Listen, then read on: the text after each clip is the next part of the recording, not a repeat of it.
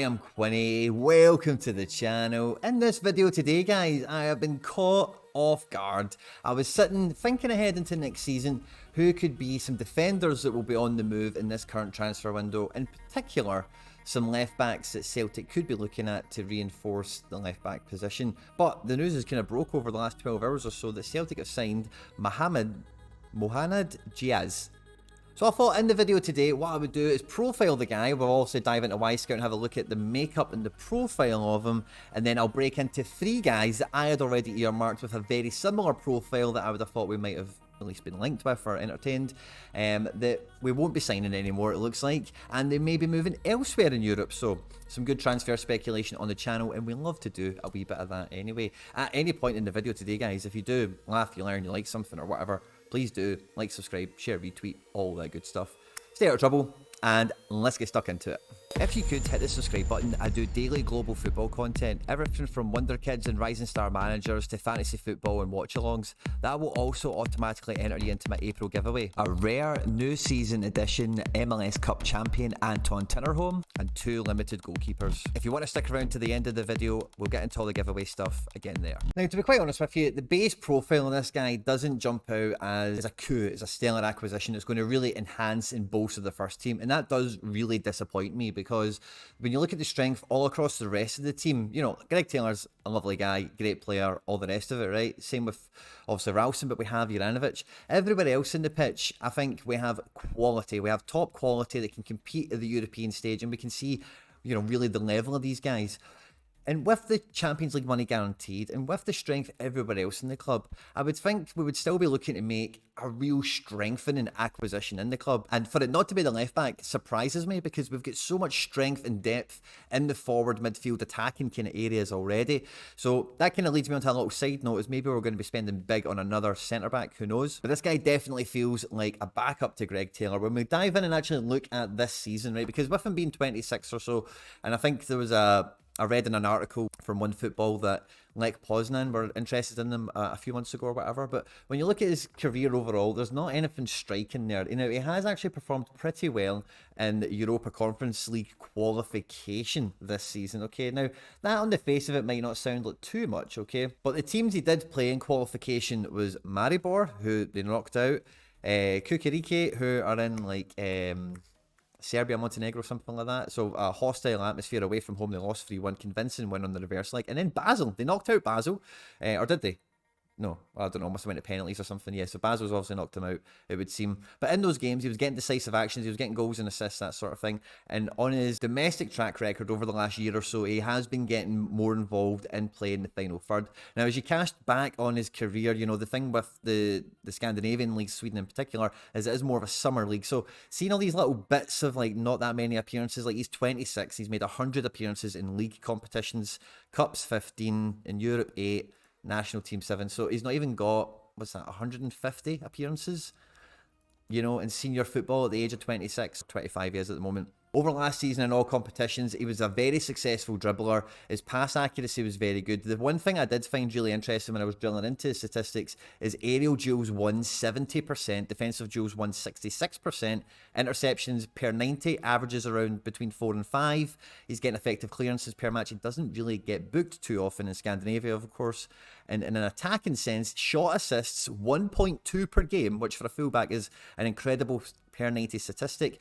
Dribble success is 68%, and then offensive duels won again is over 50%. So he's a very effective operator at the level we've found him at, and also we're bringing him into the SPL and SPFL, I beg your pardon. Champions League, let's see how well he does. But with that kind of aerial duel success that he's had previously, I think he gives me the feels of like a El Abd Hamid, you know, if you remember him from a few years ago. A guy just came in, filled in bits and pieces, was a really hard worker, really pulled his weight, but just wasn't top quality, you know. So I think we might be looking at another guy like this. Long pass accuracy is over 56%, and by all accounts is crossing. And I've looked at, you know, the events on this. I can go and watch video footage on Scout.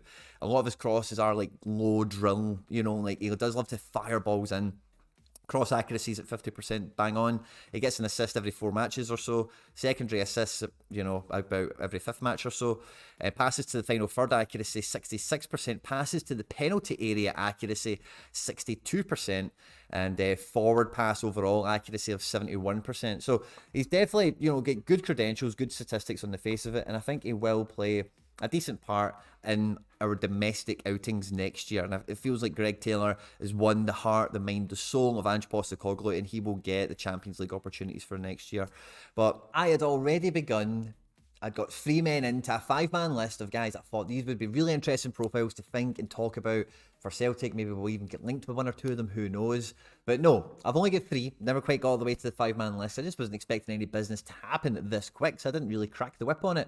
So we're going to go through the 3 guys that I thought would have been great additions to Celtic as a left-back, who might still be on the move in the summer and might be very interesting cards for us to be looking at. First one is Ghislain Konan. Now, Konan himself is a 25, 26-year-old left-back. He's the #1 left-back for Ivory Coast. He is out of contract this summer. He's been linked with Galatasaray, he's been linked with West Ham. He fits the exact same sort of profile we've seen from Ange Ball currently at Celtic, as well as the kind of profile we just seen there with Jeahze. From the amount of French football I've been watching this year and the people I speak to that really do watch French football religiously and know the league inside out, this guy's of a good enough calibre. He would play for any other French Ligue 1 team except for PSG, maybe Monaco. This guy caught my radar because he's at Reims. Now, Reims are not a big team in France, but if you have been paying attention to French football is the league of talent, They've got very good talent ID. One of the wonder kids that broke onto world football this year, Ekitike, is one of their boys, as well as Wout Faes, who's breaking into the Belgium team and getting lots of plaudits. Rakovic is one of the better goalkeepers under 30 across Europe at the moment. When a team that does have good talent ID like this is unfortunately going to be losing a player, whether they like it or not, they don't need to negotiate transfer fees or whatever, this could have been a really great addition to Celtic, but it could be a very good addition to anyone else in Ligue 1. Maybe if he was even to move into Challenger Europe with Galatasaray, maybe he moves to West Ham as a rotation piece, that probably wouldn't be too good. But if he was to go to somebody like Galatasaray, this could be a great card for next season. The next player I identified was Federico Dimarco. Okay, now he's been filling in at left centre-back for Inter Milan, and that's why his scores have been absolutely off the hook. When me and Marco were getting together and doing the Serie A reviews earlier this year, me and him were talking, it was when they dropped this 81, I think, against Napoli. He came in as a rotation piece because Bastoni got injured or something like that. He is a left-back. He's an Italy Youth International left-back, nonetheless, and he's just been really wasted at Inter. Don't get me wrong, when he does come in and play left centre-back, his scores are phenomenal because he basically still plays left-back, but in a back three. So he's a very good, very versatile player, and he's a guy that wants first-team football. He'll want Champions League football, and with some of the transfers we've seen in world football, especially when Champions League football is available on the table, we've definitely seen guys like this go to teams like Celtic. You only need to look at Philip Max, for example, at PSV, and this guy isn't even as good as Philip Max or as high profile, or is even as expensive, and a potential, for growth by a guy like this at the age of 24, good Serie A calibre, is somebody who I would have felt would have really, really, really, really moved the back four on in a big way, and it would have been a great piece to add in to the defence. But again, equally, if he was to stay at Inter Milan next year, he's going to be a real pain in the neck with DNPs and rotation. But if this guy can get a transfer to a team where he will be a #1 left back or #1 left centre back in a back three, then this guy's potentially cheat code Federico Dimarco. And then the third guy I came across was Samuel Adekugbe, if that's how you say it. He's a Canada international playing for Hatayspor. Now, if you remember when Turkey first came on to Sorare, Hatayspor were like third or second or something like that. They really fell off in a big way. But as we know, Canada are going to the World Cup. This guy's been one of their best players when they were running down the table, or they were running up the table, I should say, I beg your pardon. And he's definitely a guy with the international credentials that he's gathered over the last year. Played in such for Hatayspor, a very successful season, even though it's ultimately ended in failure.